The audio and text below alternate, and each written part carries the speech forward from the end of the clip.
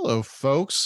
This is Robert Swartwood. I am here tonight with the one and only Danielle Girard. I was worried I was going to screw up your last name and I screw up your first name, so I apologize. She is the USA Today and Amazon #1 best-selling author of Chasing Darkness, the Rookie Club series, and Exhume, Excise, Expose, and Expire, featuring San Francisco medical examiner Dr. Annabelle Schwartzman. Danielle's books have won the Barry Award and the RT Reviewer's Choice Award, and two of her titles have been optioned for film. Graduate of Cornell University, she received her MFA at Queen's University in Charlotte, North Carolina. She splits her time. Do you still split your time between San Francisco I and the do. Rockies? Oh, Yeah. perfect. So, yeah, Danielle, thank you for Thanks. joining us tonight. Thanks for having me, Robert. This is super fun. And I am actually right now in Montana. That's where I spend more and more of my year now in Montana and less in San Francisco. It's probably not as hot there, or maybe it's even hotter. San Francisco is super temperate. So it's warmer here now. Most of the year, like 11 and a half months, it's colder here. But right now it's in the high 80s in Montana right now. Okay. So we want to start, obviously, we're going to talk about your latest book. We're going to get there, but I think we can start back at the very beginning. I know you said that your first book came out in 2000. We were in the green room chatting earlier. I didn't want to spoil the surprise, but I have a little bit of a surprise because I Oh think it's no. this. Oh, yeah, that is a Is that surprise. I have not seen that version of that book in a really long time. There's a That couple is used that. bookstores around here, and I happened to go through one, and I was like, and they had a couple of your ones, and I was like, I want to get the first novel, and That's it. it was kind of hard a little bit to determine which one at first, but then Yeah, yeah, so Savage Art. So Savage Art that's came the out in baby. 2000. Now this is a hard case, or this is a hardcover. My understanding is Yeah. this is like a book of the month type thing. It Yeah, actually it came out was as a a book of paperback original.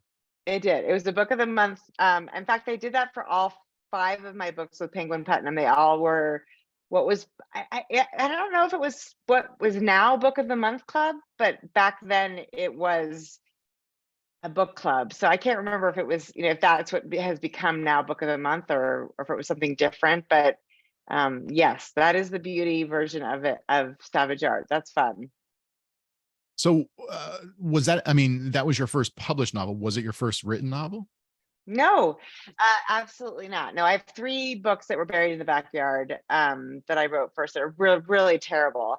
And I have a stack of rejection letters sort of to prove how bad they were. And in fact, one of them said something like, for my first book, said the title of this is great and the rest of it sucks, or something to that effect. And they were probably right, although it was a really mean rejection letter. But the title of that book, in case anyone wants to use it, was Murders and Acquisitions, which was clever, I suppose. But the book was probably really bad. Yeah. Yeah, those are my starter books. So that was your starter book. So so that came out from Onyx, which has not been Mhm. around now for quite a while. Right, that was a subset Um, of Penguin. Back then, it was just Penguin. It wasn't Penguin Putnam. Right. The world of publishing has changed. It's been, that's what, 23 years ago. Well, I know my daughter was 8 months old when that book came out, and now she's just graduated from college, so she's 23. yeah, So so that came out in 2000. So it is now 2023 for people who don't know and see this sometime in the future, because we are going to have it on YouTube. So how many novels have you? I mean, you've written over a dozen novels at this point, but how many novels have you published since 2000? I've published in total 16 novels. And I've written, of course, in the between, a couple more that are shelved.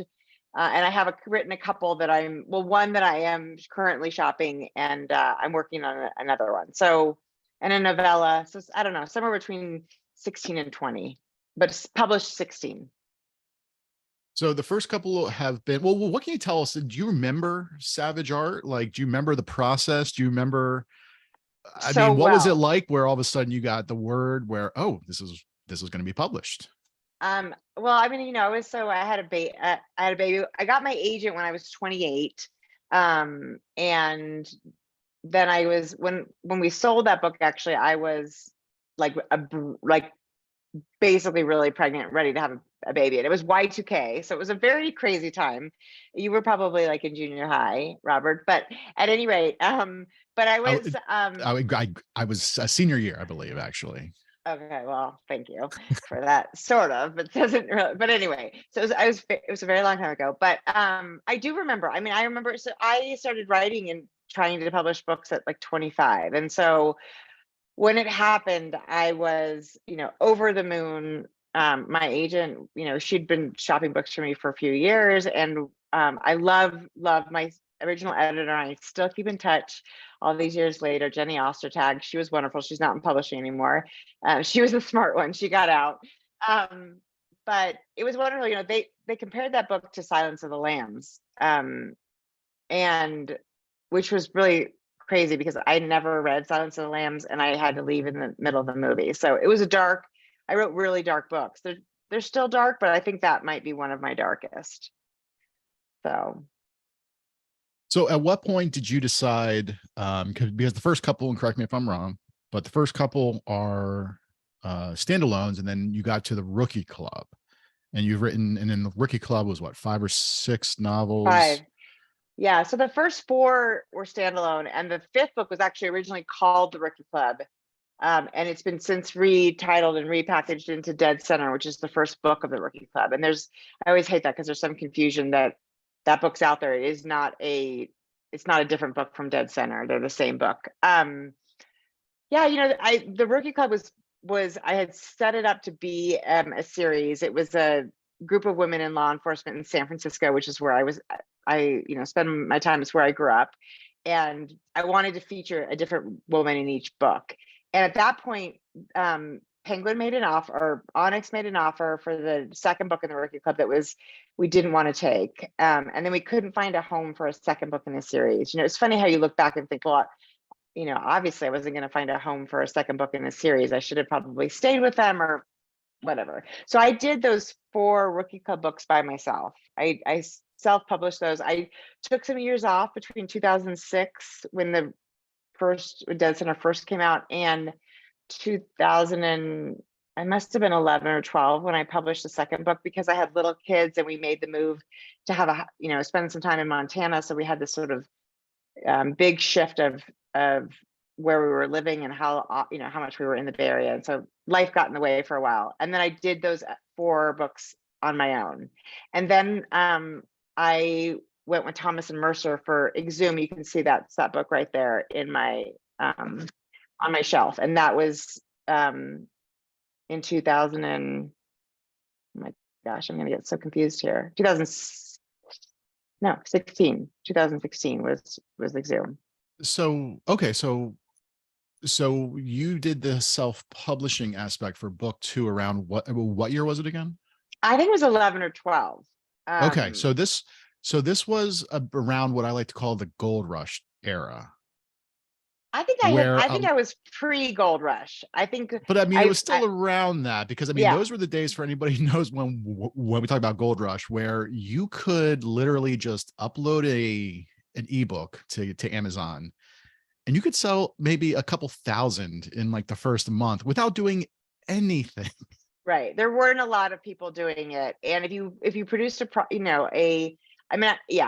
Rookie Club series, that I published on my own has sold 1 million copies. I mean, it's really been, it's now been however many years, right? 2006. Right. I mean, still, I know. Yeah, it was really, and then the field got busier kind of when the last books of the series were coming out. So I've been super fortunate, and having Thomas and Mercer as a partner in those next books really also fed the earlier books, right? Because I also got my rights back. I don't even know if people know what that is when you get your rights reverted. But because my first contracts were so old, and there was this gap in my writing history, Onyx, which was at that point a part of Penguin Putnam, another friend of mine said, oh, you should petition to get your rights reverted, which means that the rights to all those books now, the first 5 included, are mine. So because Penguin Putnam, there was something in the contract that said they had to have at least be printing, it had to have at least 500 copies in print at all times. Otherwise the contract was, you know, null and void. And at that point, they weren't printing more copies of those first books.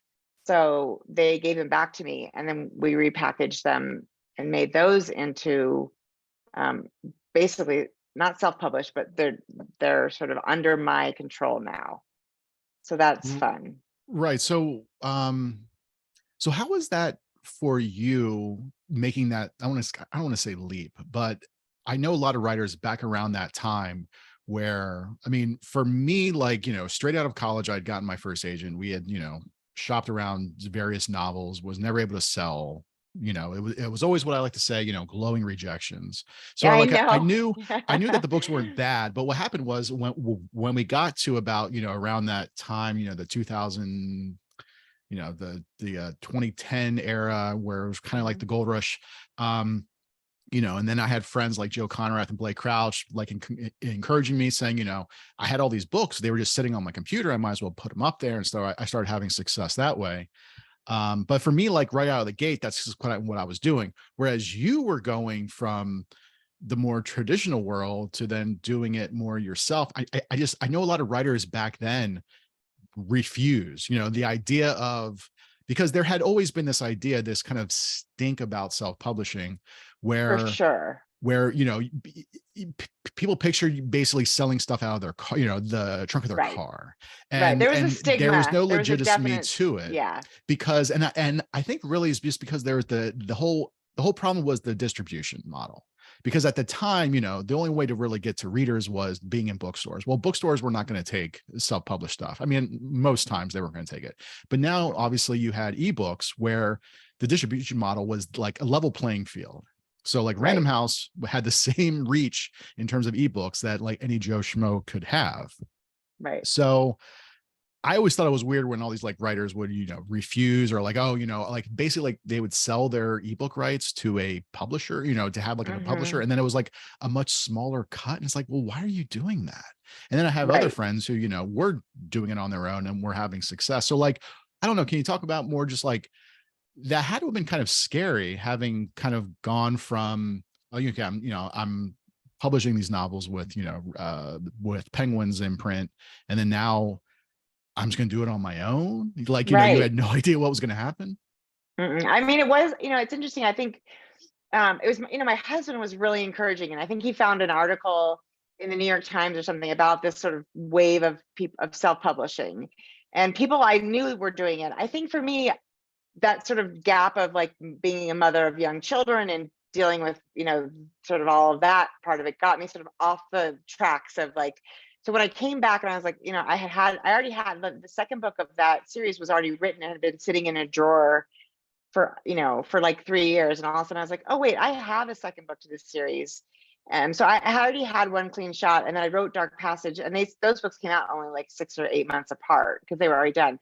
My big concern about the self-publishing was the editorial, right? That you have that I have a book, because I had 5 books that had, you know, high ratings on, you know, high ratings or good reviews that, you know, that were well received, and I had great Publishers Weekly stuff. And I didn't want to sort of then like crash and burn, if you will. So it took me a long time to sort of put together, and friends really help with like, this is somebody who will help you with the, you know, does the whole thing flow editing, and here's another person who will help you with the line editing, and then you need another person for the typos. And so you really do, when you self-publish, you sort of have to create a universe of people that is sort of acts as the way the publisher would. And then I did also have a marketing team, because I'm not good at being like, buy my book, you know, like the guy who did The Martian, who literally sold it out of the back of his car.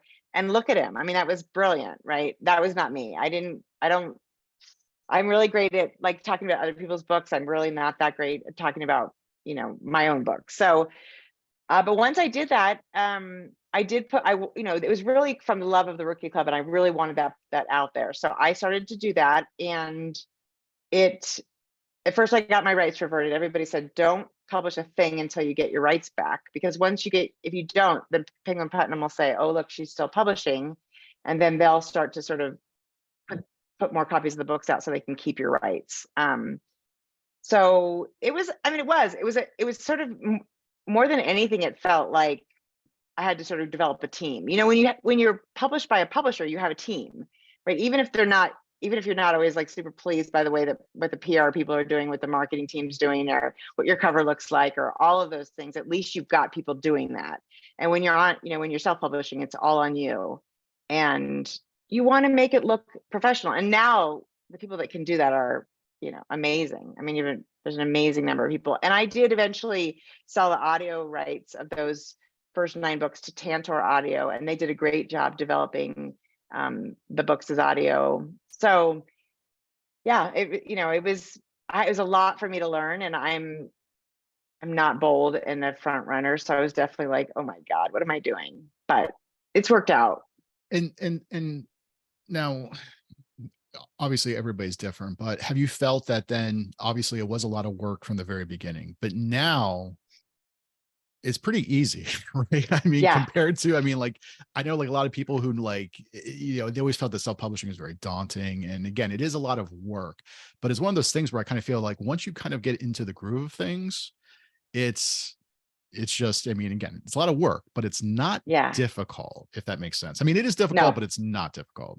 It's busy work. It's a lot of busy work. And it depends on sort of like how you are at promotion, which is something that just, I am not that good at. I think people who are really good doing, I mean, I've always had external people doing sort of advertising and marketing for me, because I'm just, I just know that's not my strong point. So I spend, the money on that to have somebody else do it. And that's been happy for me. Somebody runs those Amazon ads, somebody does, Facebook, all the pieces.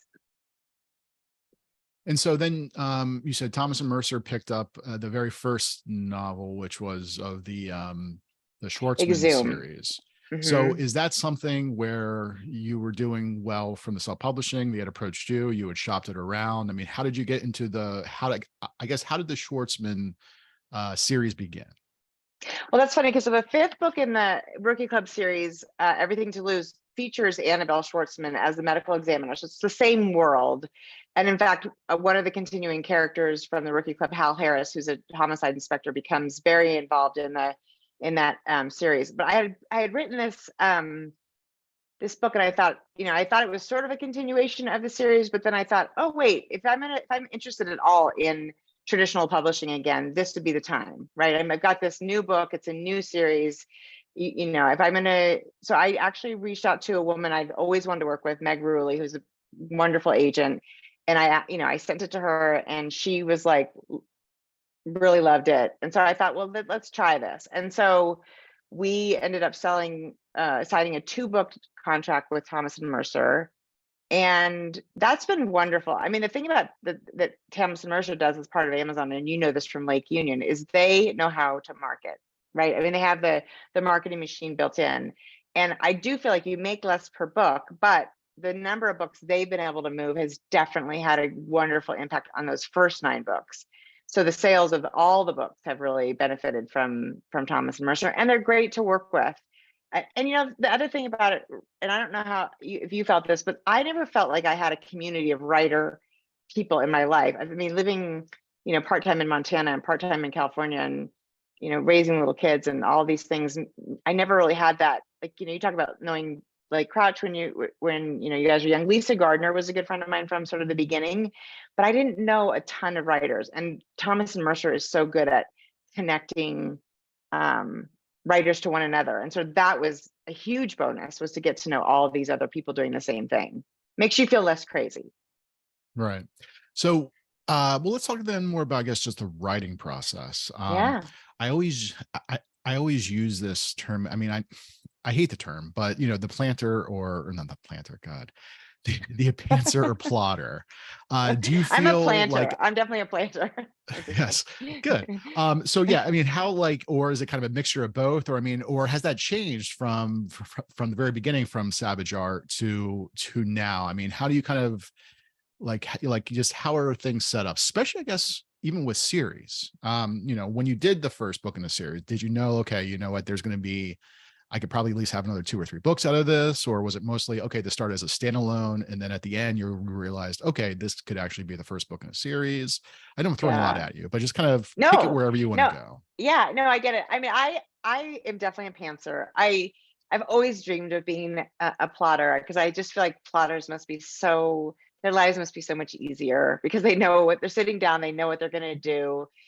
I don't really understand the characters or the story until I'm writing it. So for me, that it just has to be sort of a natural, organic process.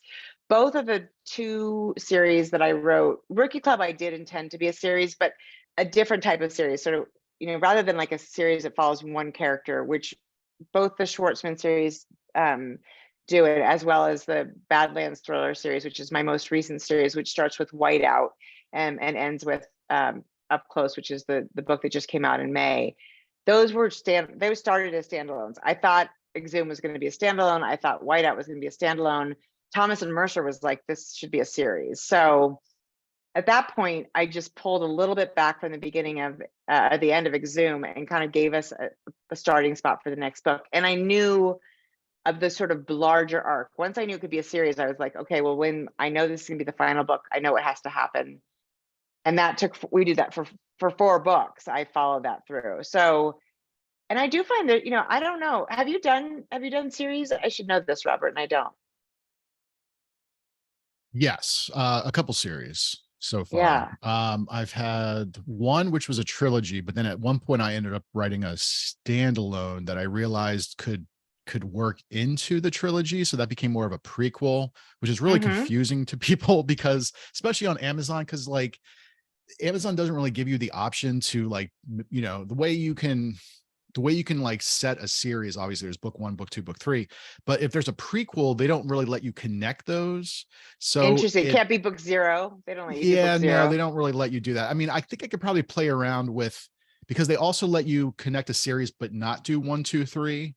So in the Uh-huh. back of my head, whenever I have time, I'm thinking about, well, maybe I can try to connect all 4 of them, and then like in the title, make sure it's very clear that, in the subtitle or whatever, like, prequel, Right. or, book Uh-huh. 1, book 2.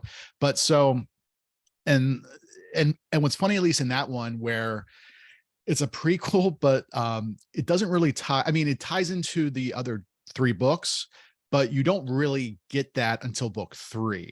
So what happened I was, I remember see. running Yeah. like and like the way it connects is very subtle, where like, eagle-eyed readers would be able to pick out, like, okay, like in book 1 of this book, like, okay, there's, and so I would have some, we get the usual Amazon reviews, which are, make you Yeah. want to, scream, Don't where they were don't just read like, I those. don't Yeah. know how this, connects or whatever else. And it's like, well, if you paid attention and like kept reading, it would all work out. So, and then also I have Right. another series, which has kind of been one of those, like, my advice to readers or to writers is, if you're going to do a series, you have to stay consistent. So I have kind Yeah. of like a female assassin series where I think I have so far 3 books right now. The first book came out like over a decade ago. Like, in Wow. retrospect, I Yeah. wish I would have spent more time, every year, book 1, book 2, because that is really how you grow a series. Stay consistent, at least, once a Yeah. year, if not like every like 6 months. You can't really do much, and I found where it's like readers seem to like it, but the problem is, you have to stay consistent. Yeah. Otherwise, readers are just going to move on. And then when you have like, okay, I'm going to, release at some point book 4, because occasionally I'll get emails, hey, is there going to be a follow-up? And like, Right. yes, but I don't know when. And so when I Yes. do have it out, it's like, I don't know, you just feel like any momentum you might have. So that's what I always want to stress to, to writers. If you're going to do a series, you have to stay consistent. In fact, quite honestly, I've heard of some writers who will like write like 2 or 3 books before they Before even they publish. publish the first Mm-hmm. one, Totally. because, and this goes into like really weeds, but like, especially with Amazon, there's an algorithm. And Mm-hmm. so if you can get like, book 1 published, and then like 2 or 3 months later, book 2, and then book 3, and then at Yeah. that point do like maybe every 6 months, and somehow that really feeds into the algorithm. So there are Mm-hmm. some, there are some benefits of, but you have to, but then at the same time, even doing that does not guarantee it's going to be successful. No, of course So not. Nothing yeah, that the success model is, I don't think my advice to writers would be, don't be a writer unless you really love to write, because the whole world of it is so, it's just, it's not, there's nothing easy about it. If you want to make easy money, there has to be an easier way than this. But what I was thinking about series is that there's something really, there's some part of series that's easier, right? Because you go back to the world, you go back to the characters, and I always feel like when I look at those characters, and like when I wrote White Out, and I was going back to look at the world of Hagen, North Dakota, which is a fictitious town near the Bakken oil formation, sort of like a Williston, where they had this incredible boom of oil wealth, and then a subsequent bust. There was sort of just a natural group of characters and stories to choose from, and that makes a series for me, I think, appealing, that you sort of know where you are, and the people, and the stakes. And so that it's fun to write those. So I've enjoyed series. I just finished a book that I'm shopping, it just that there's no room for it to be a series. It's a very specific story about a woman who's having a baby by surrogacy, and it wouldn't make any sense to have a book 2 in that. So I like both. I mean, I think but you're right, series takes a little more planning, because if you write a book that is, or maybe it doesn't take so much planning, but you get a sense if a book has room to be a series and if it does not. Yeah, no, absolutely. Oh, sorry, I just got a message. That's another thing. For anybody who's curious, we were talking earlier. I set a different rig up here. I have my iPhone as my webcam, and I just got a notice here that battery is starting to go go low. Oh, geez, oh, Pete. So Oh, I think probably it no. takes up a lot of battery power, just FYI. But anyway, so what were we talking about? Yeah, no, in terms of series, and sometimes I just kind of feel like, actually the book I have coming out from Blackstone Publishing in a couple of weeks, that initially I set out just to write a standalone. Yeah. And as I was writing, and because I do the same thing too, like I don't really plot the books out in terms of like an outline. Like I know some writers like Jeffrey Deaver, Yeah. he will spend months working on an outline before he Yeah. actually, starts. And so like for me, it's not that. Sometimes like I might have an idea, I might just sit down and just start writing. Other times I'll Right. have the idea and I'll just kind of think about it for a while, and I'm just kind of like, it will grow from there. But then the book still changes as I actually write it. Sure.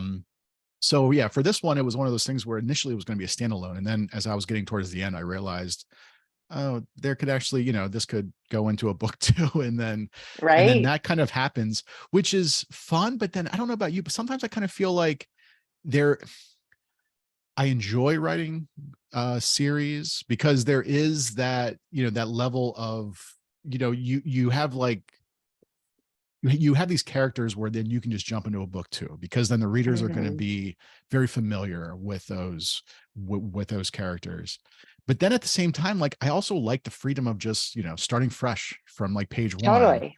But at the Right. same time, it's also a lot more work than starting from page one, because then you don't have like these characters that you already kind of like have established, and Right. then like maybe like built throughout, like, different books. So there's all these, pros and cons between that. Totally. Um, Exactly. so what more, I mean, what all can you tell? I mean, can you tell us any more about this one that you're shopping around now? Like, I guess, is it the similar stuff to like the Badlands series that you just recently had? Or like, is this like kind of going back to, I mean, like, I don't know, like how different is it compared Well, to, I mean, so I'm a thriller writer. I think I've tried, like, I did get my MFA in the middle of my career, actually, after those first 4 books were out. I went and got an MFA because I thought, well, maybe I want to try something more literary. I want to write. And so I wrote a whole book for the MFA, and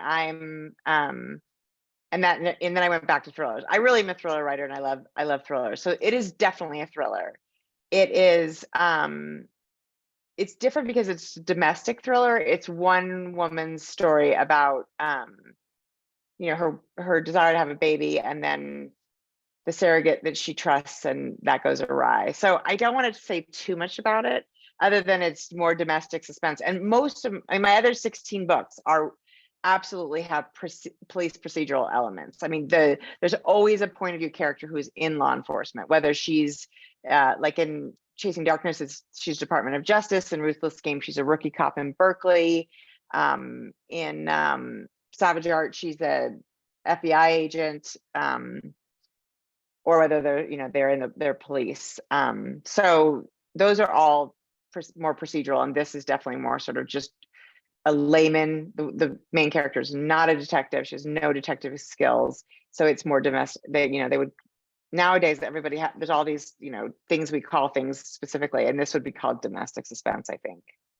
So a little different, but yeah, that's one of those things too. It's always, and that's more of a publishing thing where they just always totally. have to pigeonhole a book, or like how they're going to market it. Yes. It's psychological suspense, or it's, a crime thriller. And it's just, I'm I not don't really know. sure what it means. Yeah, to me, Yeah. I think if you've read Danielle Girard and you've enjoyed those books, then the book, which is tentatively titled Pinky Swear, is going to be right up. It's not going to be that different from what people, I think, love about my books, which, they tend to say, you talk pacing and, the sort of the difficulty of putting them down, the sort of propulsive pace. And this one, I hope, is no different than that.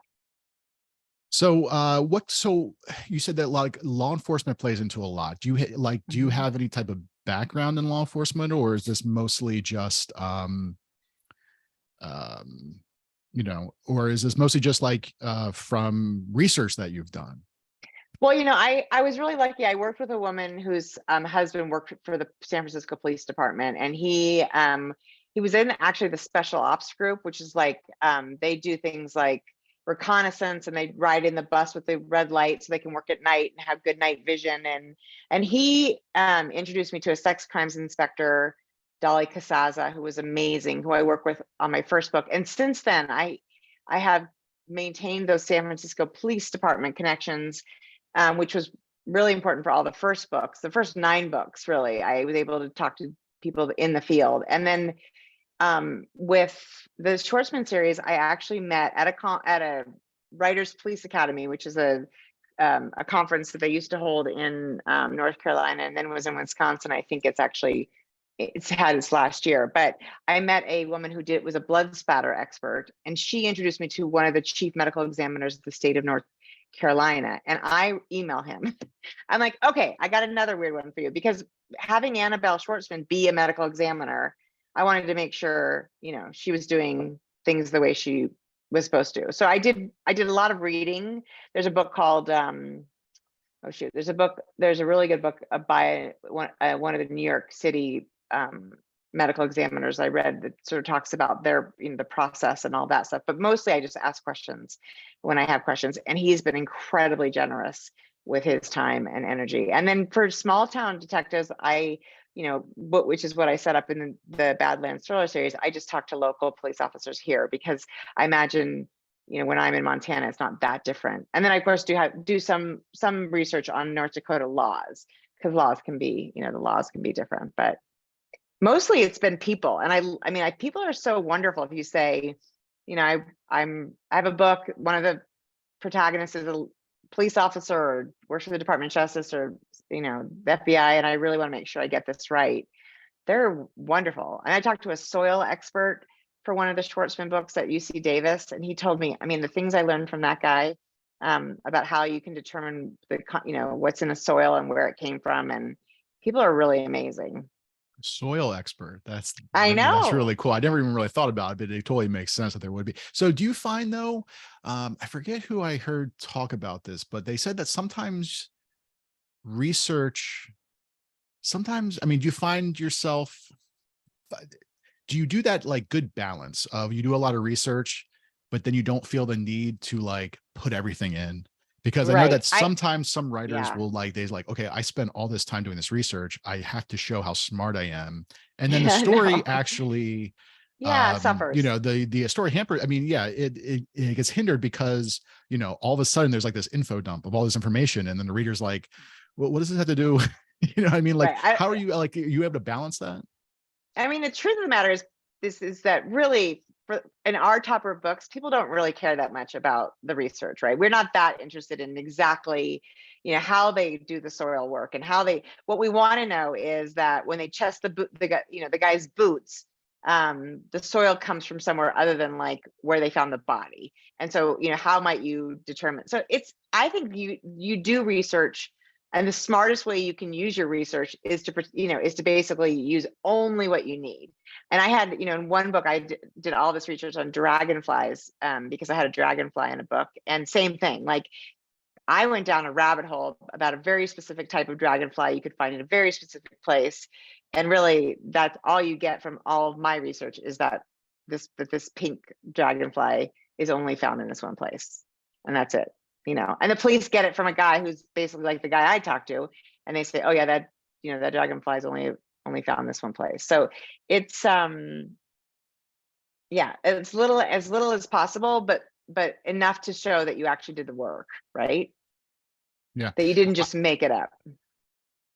I don't know about you, but I find that, and we write a little bit different types of thrillers, but oftentimes the main thing that if you mess up in a book, you will hear about it, is if you screw up guns.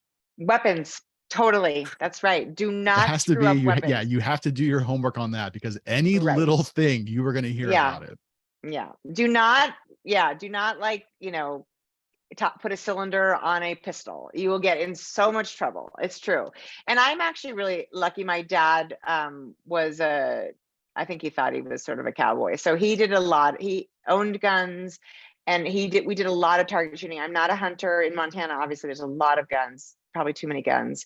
But I've had an opportunity to shoot a lot of different types of guns, and to talk to people who really know guns.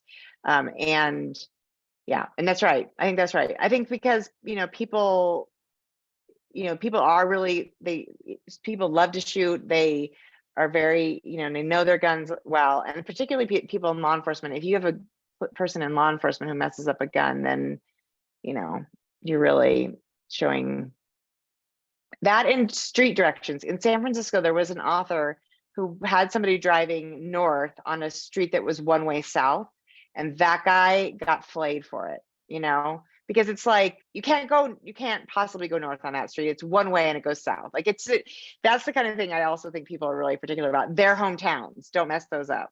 Yeah.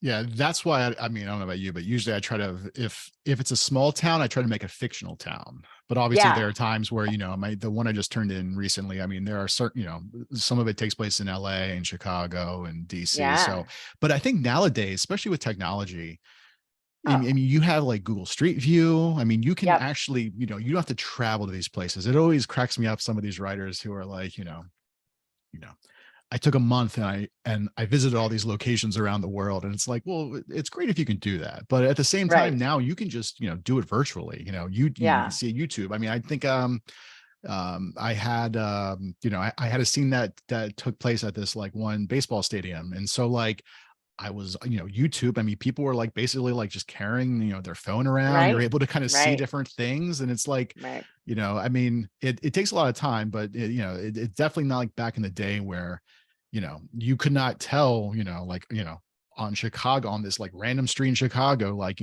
if there was, just, I don't know. I just think, I feel like technology has definitely made it a lot easier to be able to try to make things as, make it seem like you've actually there. The same thing, like, the book that I have coming out, it takes place in Vegas. I haven't been to Vegas in probably like a decade, but like with, just, Google and everything like else, like, I could see like on the street there on like Las Vegas Boulevard, like, across, like there's a Starbucks there. And so like, I was just able to like add in like, oh, he threw something in this trash can by the Starbucks on the corner. And so, it was not that way when I started writing. So I think that's probably one of the reasons I end up making these sort of personal connections, because there was no, this is pre-Google. It's email existed, but every submission went through the snail mail. That is how I first sold a book. Was, I snail mailed, self-addressed stamped envelopes to agents. It was really, that's how old I am. It was a really long time ago. The first time with the first agent I was with, and we shopped around the books, like, it was actual, like I basically had to provide 10 paper copies. And then that got mailed around, and then as soon as you sold it, the cost of the shipping and postage would come out of like, that was like part of the, they would take that, where agent it's crazy agreement now, where they just with a couple clicks, it goes out to all these editors. Yeah. Yeah, I remember too, like again, before there was Street View, before there was Google Maps, like I actually had downloaded this like thing, I think on like Microsoft, where it would give you, it basically was like the same idea of like, of like, Google Maps. It wasn't like a Hmm. Street View, but you could still like go and kind of see like, all over the country. But it was Hmm. very limited because I remember at one Yeah. point, this one book that I was working on, uh, it took place out in California down the Pacific Coast Highway. Hmm. And I called, this is so stupid. I called this like hotel or motel, like right along there. And I said, I'm doing this project for school. What is the speed limit out there? Because like I wanted to be, again, I wanted to get it right. Right. And so they told me, Right. they're like, it's so and so. And I'm like, okay, cool, thanks. And it's, Yeah. I but love like it. You're now like, I don't have I'm to a do that. Like student. you can just go like the street view and you can Yeah. see exactly, what it is. So Yeah. so what like are there certain things that you've been reading recently or watching like TV or movies that you find that has been very, I mean, did you find that like certain things like that, like when you're writing a certain story, helps inspire you, or do you try to like maybe stay away? Like if you're working on a fiction, you like want to read just like nonfiction. You don't want to be like too overly, I guess, influenced. Yeah, I used to be super sensitive, I think, to actually reading anything in my genre while I was writing. And I think that was because maybe I worried about picking something up, or, or be, like you said, being influenced by a voice that was really strong in a book. Now, I run the Killer Women podcast, and I'm sorry, Robert, that you're not a woman, because I only interview female suspense authors. But That's okay. so I'm on that. I think we're on episode 95 or something. So I read a ton of thrillers for that. I'm not a big TV person. Like I don't find, and that's not to say that I'm not a big TV person. I do find some shows that I just, love, love, love. And I was like Ted Lasso. I'm sorry. That was just like the happy little moment that my heart needed. But I don't find that I get impatient with thrillers on television usually, with some exceptions. But for the most part, I read all over. I read a lot of literature. I read a ton of thrillers, and I read a lot because my kids are grown and out of the house. So I probably read, 120 books a year now. Wow. Yeah, I read a lot. And a lot of those are for the podcast. I mean, there's probably half of those are for the podcast, but that's only, then I want to read my male friends, I want to read the non-female suspense authors. And then I like to read outside the genre because there's so much amazing stuff happening. And I really do. I'm kind of a nerd. I really like to read. I'm the person who says, thank you, I want to be invited, but I'm not coming because I'll be at home reading. So last week I had on Dwayne Swarzynski, crime Mhm. writer. He just released a short story collection. Have you done any like short stories? I mean, or like from out of the gate, you were just writing Yeah, novels. I did one. So I did a sort of a novella. I guess it was like 35,000 words that was part of the Schwartzman. I actually wrote it when we pitched the Schwartzman series. And then we didn't end up using it. I just put it out kind of as a prequel, as a sort of bonus item on that Schwartzman series. And that is literally, other than like in my MFA, that's literally the only short piece I've written. I think I have a problem. And my first drafts, I read Girl Gone Mad and loved it. I don't remember exactly how long that was, but I feel like my first drafts are like 100,000 words. I'm not a concise storyteller. I like to sort of, take the reader this way and red herring it over here and then red herring it over there. And so I'm not concise. Yeah. So Girl Gone Mad was about, well, first draft. I mean, there was a draft at one point out was much longer, but I think the finished it was about 100,000 words, which I find yeah, the same thing for me. Either the books are going to be about 100,000 or more, or they're going to be like 70,000. Like I can't find that yeah, sweet spot. Like, because I almost feel like around between 80 and 90 is like a sweet spot where it's not too long, but it's yeah, not, you know what I mean? Like, cause I just kind of feel like, as a reader myself, sometimes really thick books can be daunting even to go to, even if it's a totally. fast paced book, where Totally. You're like, as oh my God, opposed it's to if you, over 400 pages. Yeah. Yeah. And like I think like David Ellis's new one, which I haven't had a chance to get to it yet. I know that it's a thick book, but he says that, you know, you can just really fly through it, which I think that kind of also comes from him just having written with Patterson very long, like he knows how to do like the quick short chapters. Yes. That's another thing too, where especially like you pick up a thriller book and it's like a 300-page book, but it has like 15 chapters. And it's Right. like, That's I don't intimidating. understand Right. what is the mind, you know what I mean? Like, what is the thinking here? Right. And my chapters have gotten, I was gonna, let's just look at up close here. I think it has, yeah, I mean, it's got like 42 chapters, and I have had books with like 60 chapters. I do like that. When I'm reading it particularly, I want, and sometimes people just do like a sort of like a scene break, and I'm like, why not start a new chapter here? Why not just give us a fresh chapter? Because then I'm more apt to be like, well, just one more, because they're only 5 or 7 pages, right? And then Yeah. just one more, and then just one more, and then just one more. I think So I mean, it's a psychological thing where, you know, you're reading and you're like, okay, you know, usually, I mean, well, actually, I do this on Kindle too, where if I finish a chapter, you can usually kind of like tap on the side and you can see like how much, you know, estimated time is left in like, you know, the next chapter. And if you see like, okay, it's going to be 5 minutes or it's, you know, maybe like 5-10 minutes, it's like, all right, we'll just read another chapter.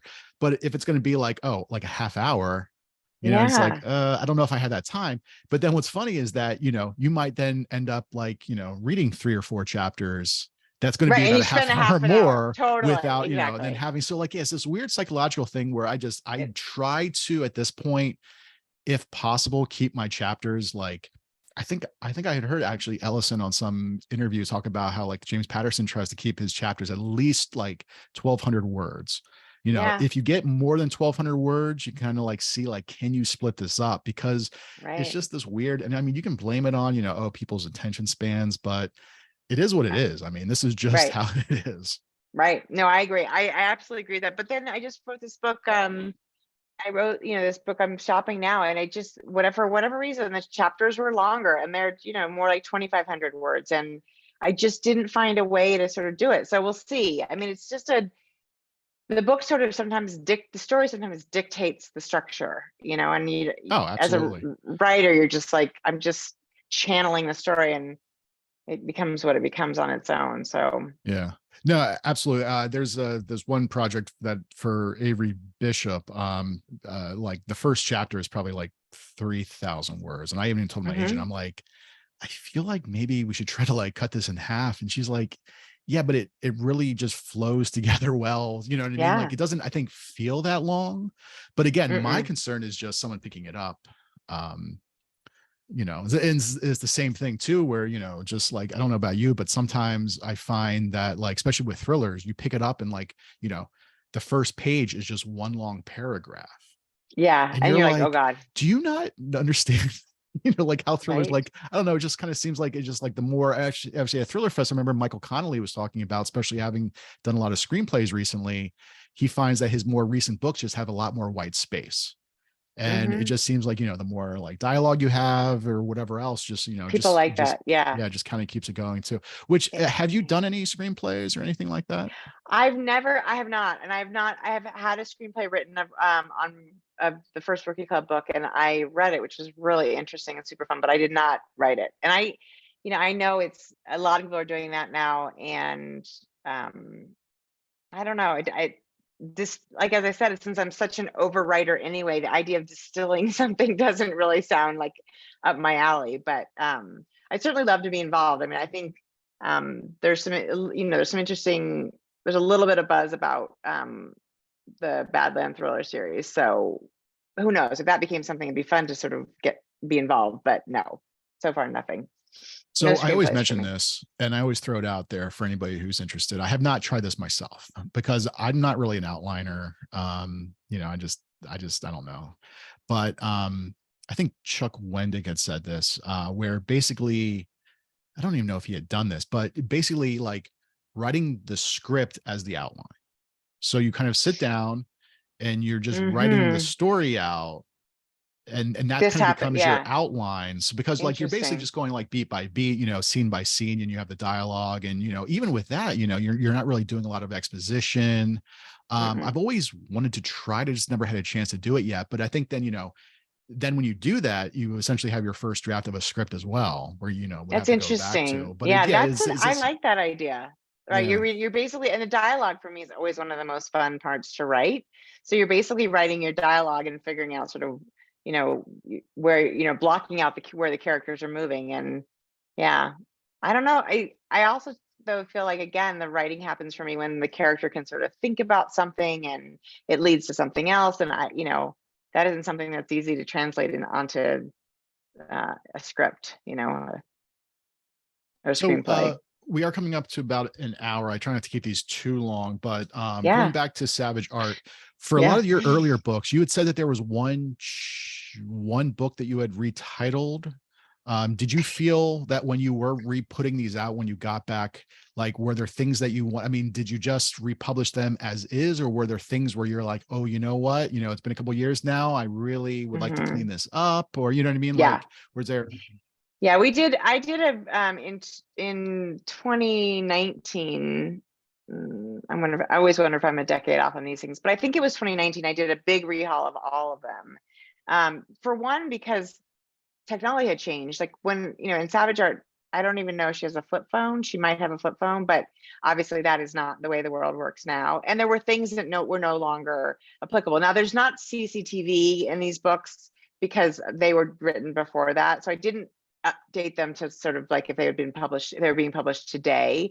But I did do an updated, and I also did some things like I recognized early patterns of my writing that were sort of more or less experienced, less smooth, and I did sort of rewrite them. So I did, like, I spent a year in between other projects really rewriting all those 9 books to make them sort of, because I also, since I was relaunching them, like, this is part of my brand now. I'm relaunching my brand, and I didn't want them to people to be like, well, these are stinky.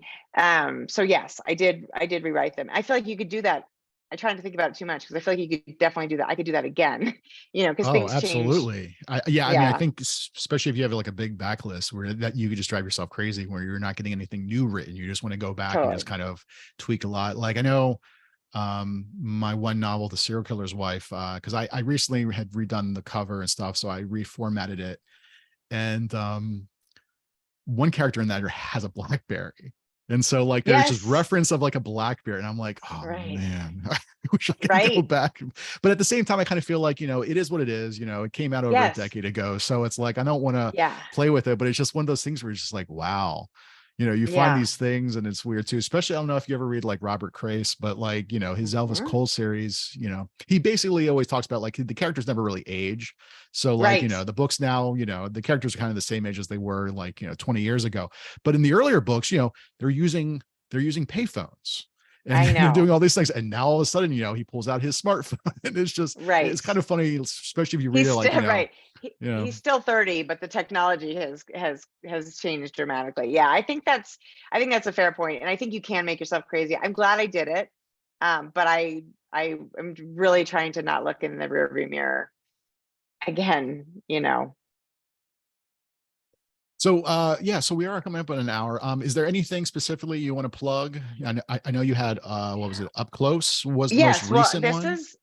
this is my most recent book, and it's the third book in the Badlands thriller series. This was really fun to write. It is a story of Kylie Milliard is the primary detective in this town, and this is a story of basically 3 teenagers who die within a few months under really suspicious circumstances. And of course, this is a small town that, in a class of 70 kids, 3 of them are dead, and parents are freaking out, town's freaking out, mayor's freaking out, and she has to figure out what's happening with them. And having had, teenagers who are thankfully no longer teenagers, it was fun to write about sort of the ways in which kids sort of make stupid decisions and do reckless stuff, and sort of where it leaves the parents. So I really enjoyed that. This was out in May, so this is my latest one. And until I know what's happening with Pinky Swear, it's it for a while. So I'm just back in my little cave, my writing cave. So that's the third book. Is there potentially going to be a fourth book in the future, or is it one of those things we'll like wait and see? Then same thing with the Annabelle Schwartzman series. Or do you have plans to kind of do more books in that series? I do have a fifth book for Annabelle Schwartzman, and people have been asking about her. I'm not as prolific as you are, so I'm trying to find the space to write that fifth book in the Schwartzman series. I don't have another book for Hagen, North Dakota, for the Badlands series. I love those characters. I can imagine going back to the Rookie Club. I actually have an origin story for the Rookie Clubs. I don't know. I would say it is yet to be seen. Yeah. Okay. Well, Danielle, thank you so much for hanging out. Robert, Everyone thank you for check out, having me. and where can people find you online? I'm Danielle Girard Books on Instagram. That's probably where I'm the most active. I'm author Danielle Girard on Facebook, and also Danielle's Killer Women on Facebook. And that's our Killer Women podcast page. I have a Twitter, but I don't even know if I know the handle. I'm not good at that. So that's really where you can find me. And then obviously DanielleGirard.com, and that has links to everything, and you can read the beginning of the books and watch the podcast and everything from there. Awesome. All right. Well, thank you for hanging out, and everybody go check out Danielle's books. See if you can track down the first edition of Savage Art. It's I'm very probably impressed. so. They're All out right. there. Well, everyone. I just recently saw somebody had an old copy of Chasing Darkness. So yeah, they're still around. I love it. So thank you. That was really nice of you. Yeah, absolutely. So let me see. We'll stop here. So everyone go check out Danielle's books. Thanks.